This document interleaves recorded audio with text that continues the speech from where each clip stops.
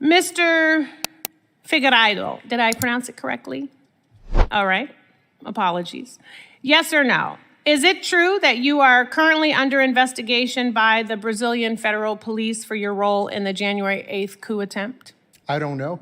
I haven't received the proper Thank you. notice. Moving on, reclaiming. Is it true that an official report from the federal police provides evidence of your participation in a group created to, quote, discredit the electoral process, plan the execution of a coup d'etat, and abolish the democratic rule of law? Same answer. You don't know. Okay.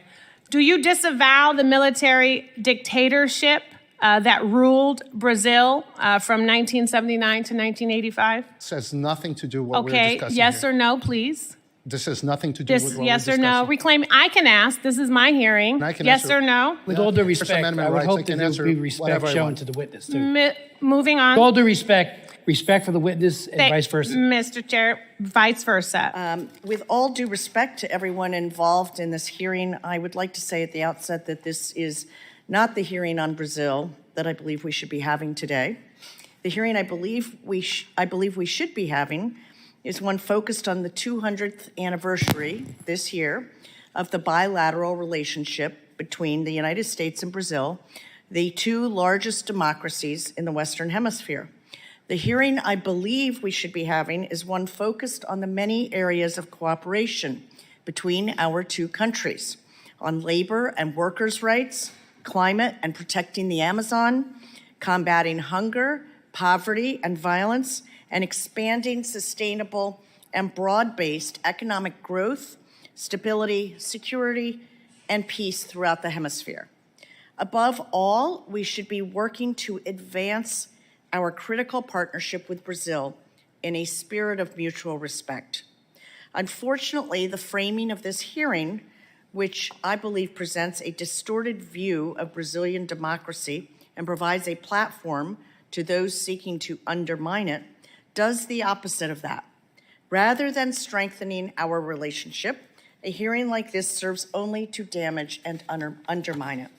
Brazil is a strong and vibrant democracy with a robust civil society and media, a multitude of political parties representing a huge political spectrum, and an electoral system that is rightly considered to be one of the most secure and rapid in the world.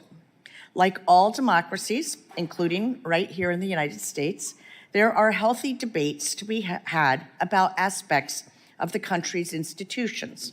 But I want to be clear, internal politics and debates on constitutional and legal issues should be decided by the Brazilian people, their elected representatives, and Brazil's judiciary. The United States Congress is not the forum for it. We can and should continue to find areas for cooperation and mutual advancement, but we should not and cannot act as if we somehow have a mandate to weigh in on the internal mechanisms of Brazil's institutions. Democracies are different, each informed by their own history.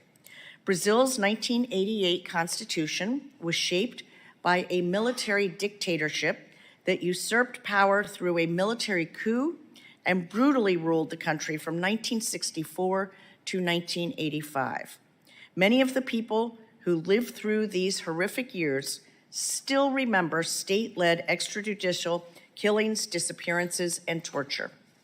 Brazil's democracy responded by providing courts with the mandate to protect its hard-won democracy and prevent authoritarianism from taking root again. What we will hear today from some witnesses is an attempt to undermine Brazil's judicial process. Former President Bolsonaro's conduct in office, his praise for the military dictatorship, his calls for violence against his political opponents, his refusal to acknowledge his 2022 election loss, his attempt to engineer a coup, and his incitement of the January 8th attacks triggered laws in place designed to serve as a check on executive power resulting from the coup in 1964. Brazilian law enforcement and judiciary have refused to stand by idly in response to the most serious threat to Brazil's democracy since the military dictatorship. They have responded robustly, according to their constitution and their legal system, which again have key differences with ours in the United States. Brazil, like France, Germany, and other Western European countries whose democratic credentials would likely not be questioned by anyone in this room, has a different conception of freedom of speech than we have here in the United States.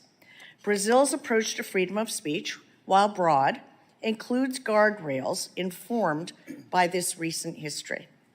The title of today's hearing is Brazil, a Crisis of Democracy, Freedom, and Rule of Law.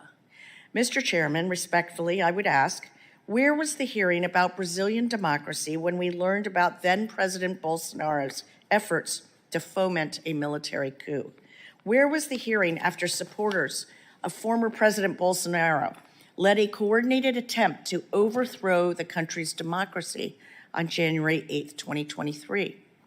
This brings us to January 8th and the parallels between January 6, 2021 and January 8, 2023. Put simply, the January 8th attack, conducted in the manner it was clearly inspired by the January 6th attack. I believe we need more investigation of the connections between the two events and the role that individuals in the United States may have played in the coup attempt, including far-right public figures who used their platforms to, at a minimum, express support for a coup. This is another essential question I would have liked to see reflected in the framing of this hearing. How precisely did 2020 U.S. election deniers and the January 6th attack here in the United States enable the attempt to reject the results of the 2022 election in Brazil and to attempt a coup on January 8th? And how can members of Congress in both countries work together to strengthen our democracies in the face of these threats? I have with me today a copy of the report issued by Brazil's Parliamentary Inquiry Commission on the January 8th attacks. It contains critical findings. Mr. Chairman, I am submitting excerpts of the report for the record. I am also entering a statement prepared by Representative Jim McGovern, the co-chair of the Tom Lantos Human Rights Commission, into the record. Brazil's 2022 elections were free and fair. The United States government, alongside the international community, recognized the results immediately. In response to the attempts to overturn the election results, Brazil's institutions prevailed. Democracy prevailed. The Brazilian people prevailed.